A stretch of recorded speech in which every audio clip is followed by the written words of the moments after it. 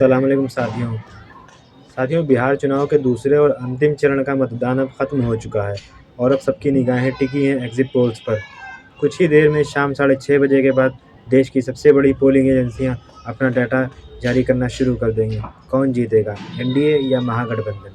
243 सीटों वाली बिहार विधानसभा में एनडीए नीतीश कुमार और बीजेपी और महागठबंधन, जिसमें तेजस्वी यादव और कांग्रेस हैं, के बीच कांटे की टक्कर है।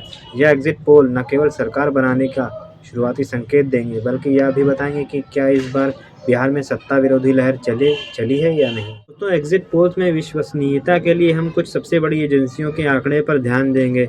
इनमें Axis My India, Today's Chanakya, C Voter, Ipsos और जन की बात जैसी कंपनियां शामिल हैं। इनकी भविष्यवाणियां अक्सर रुझान सेट करती हैं। कुछ पोल एजेंसीज एनडीए को मामूली बढ़त दिखा सकती हैं, जैसे 125 से 135 सीटें। यह नीतीश कुमार की 20 साल की लीडरशिप और मोदी फैक्टर को तरजीह देगा।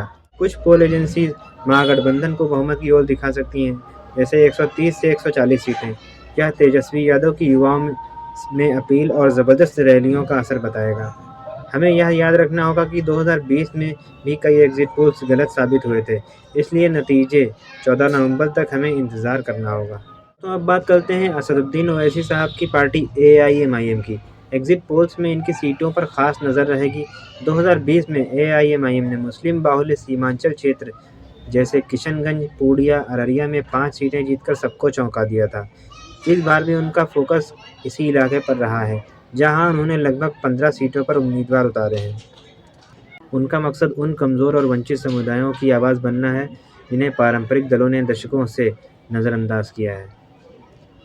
एआईएमआईएम का कहना है कि उन्होंने महागठबंधन के हाथ मिलाने की पेशकश की थी, लेकिन उन्हें कोई प्रतिक्रिया नहीं मिली। एआईएमआईएम ने स्पष्ट कह रहा है कि वह अपनी मर्जी से चुनाव लड़ रहे हैं, किसी और को फ़ायदा पहुंचाने के लिए। हमें यह देखना होगा कि क्या पोल एजेंसीज उन्हें 5 से ज़्यादा सीटें देती हैं या 2020 के बाद विधायकों के दल बदलने के कारण उनकी सीटें कम होती हैं। एग्जिट पोल्स में एक और अहम फैक्टर है छोटे दलों का प्रदर्शन।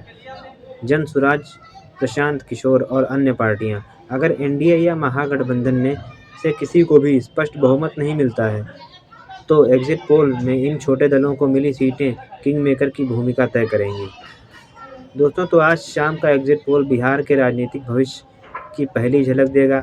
यह देखना दिलचस्प होगा कि क्या नीतीश कुमार अपनी कुर्सी बचा पाते हैं या तेजस्वी यादव का युवा जोश जीतता है। आप किस एग्जिट पोल पर सबसे ज़्यादा भरोसा करते हैं, हमें कमेंट करके ज़रूर बताएं। और सबसे सटीक और तेज़ एग्जिट पोल एनालिसिस के लिए हमारे चैनल को सब्सक्राइब करें। शुक्रिया।